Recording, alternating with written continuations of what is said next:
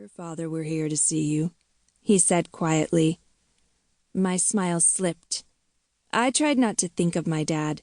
My memories of him were hazy, and not just because he'd been surrounded by a near-constant cloud of smoke, cigarette, and otherwise. When I returned to my seat, Mom was still glaring at the check that sat on the table between us.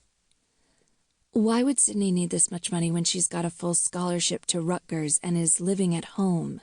She said. Her voice was icy. Grandma and Grandpa both looked at me expectantly. My stomach turned to lead. I took a deep breath and started over. I'm not going to Rutgers, Mom. I'm going to NYU. Her eyes narrowed. What do you mean? Rutgers gave you a full academic scholarship. NYU didn't offer a dime. I nodded, swallowing hard against the lump of fear in my throat. I know. That's why Grandma and Grandpa offered to pay, so I didn't have to settle. So I could go to my dream school and not have to work overtime for the rest of my life to pay off loans like you did. I didn't add that I was also counting down the days until I could move out of our apartment, out from under her watchful eye and her overprotective wing. Mom threw her napkin on the table. You went behind my back? There was nothing to say. Obviously I had. But Mom turned her fury on Grandma and Grandpa instead. You two are unbelievable, she said through clenched teeth. Don't you know it's irresponsible to give that much money to a child with her history? I stiffened. My dad might have been a drunk and an addict, but I was way more responsible than that. I'd spent my life proving to her that I wasn't like him. It was insulting that the thought would even cross her mind. But Grandma and Grandpa brushed off her concerns. Grandma literally waved a hand in Mom's direction. Let's not discuss that today, she said. This is a celebration. Mom stood, grabbing my elbow to haul me up beside her. Not anymore. We're leaving. I pulled my arm from her grasp. The country club members around us were looking on curiously, no doubt judging my Forever 21 dress and Mom's fake pearls. But Grandma seemed impervious to their judgment as she stood to kiss me goodbye.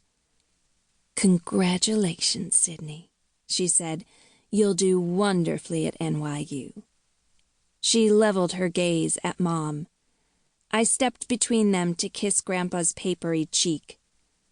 I love you, sweetheart, he said. Thank you again, I called over my shoulder while Mom pulled me toward the door. Her anger crested as she marched to the car. Fury practically radiated off of her. I just don't understand, Sydney, Mom said. She slammed the door.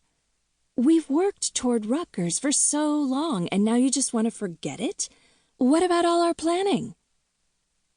Mom and I had never made any decision without a pros and cons list, and a lot of discussion.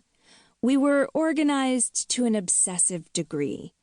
Our budget spreadsheet was taped to our refrigerator. We kept a shared online calendar detailing where we'd be at every moment. Every one of her binders and notebooks for nursing school had been meticulously organized.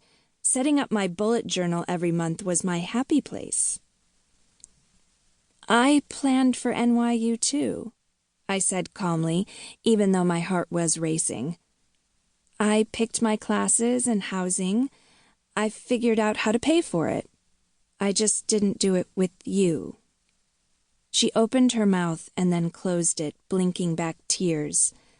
That had come out harsher than I'd intended, but her sadness hardened quickly and shifted to anger. You just want to take the Holman's money like it doesn't matter that you didn't have to work for it? She said. That you didn't earn it? I rolled my eyes. So many people's parents or grandparents pay for them to go to college. Why do I have to struggle just because you did?